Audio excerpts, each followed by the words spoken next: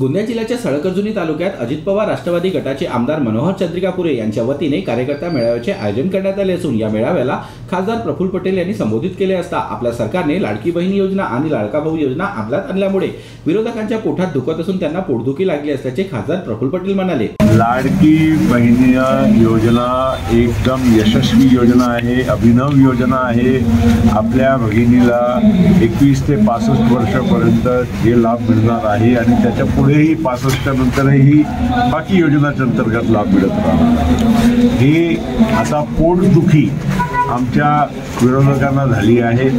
अशी योजना, इतकी चांगली योजना, शेतकऱ्यांच्यासाठी सुद्धा वीज बिल माफ, फ्री वीज, 7.5 हॉर्स पॉवरपर्यंत दिवसात वीज, अनेक बाकीच्या आता तरुणांना जे मानधन स्टायपंड म्हणून मिळणार आहे 6,000, 8,000, 10,000 ज्या श्रेणीचा तरुण असेल, तर हे सगळं स्वाभाविक आहे की हे आता त्यांना असं वाटते की आता पायाखालीची जमीन खचकून राहिली आहे, त्यामुळे असा आरोप करतात।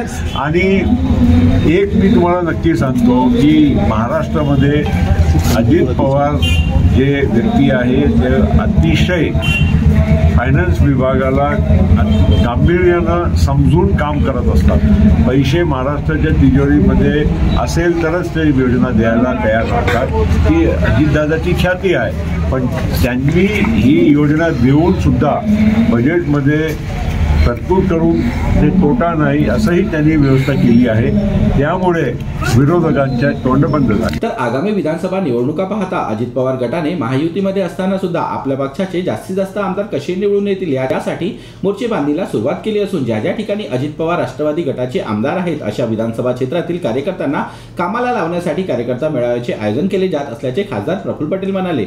माझ्यासाठी राष्ट्रवादी काँग्रेस पक्षाच्या आमच्या सहकाऱ्यांना, कार्यकर्त्यांना भेटण्याची मी अशी संधी नेहमी शोधत असतो, कारण या निमित्तानं सगळ्यांची वर्षात 2-3दा भेटही होऊन जाते। काही इथे आल्यावर स्वाभाविक आहे की स्थानिक आणखीन जे काही लोक बाकीचे गोंदिया की मुंबईला येत नसतात त्या लोकांनाही भेटायची संधी मिळते। आणि येणाऱ्या आता काळामध्ये आता निवडणुकाही आहे दिवाळीच्या आसपास, तर त्याच्यासाठीही आम्हाला आमच्या कार्यकर्त्यांना सज्ज करायचं आहे, तयार करायचं आहे, उत्साहित करायचं आहे। आणि नक्कीच मी तुम्हाला खात्रीपूर्वक सांगतो की जे लोकसभेमध्ये चित्र होता तसा अजिबात राहणार नाही।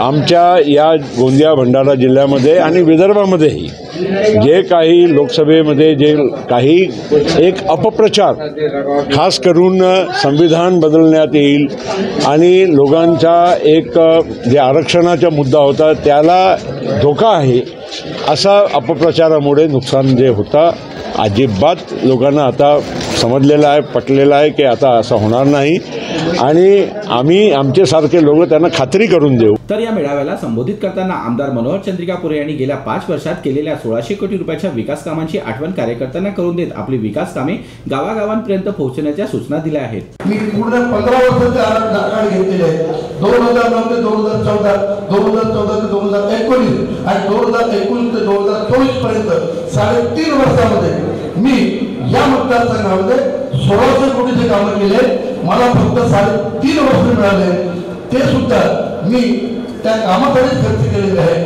फक्त काही चुका आमच्याबद्दल होतं की आमदार साहेब फिरत नाही, आमदार साहेब येत नाही, आमदार साहेब जर इकडे फिरत राहिले तर तिकडे मुंबईचे पैसे घरापर्यंत येत नाही।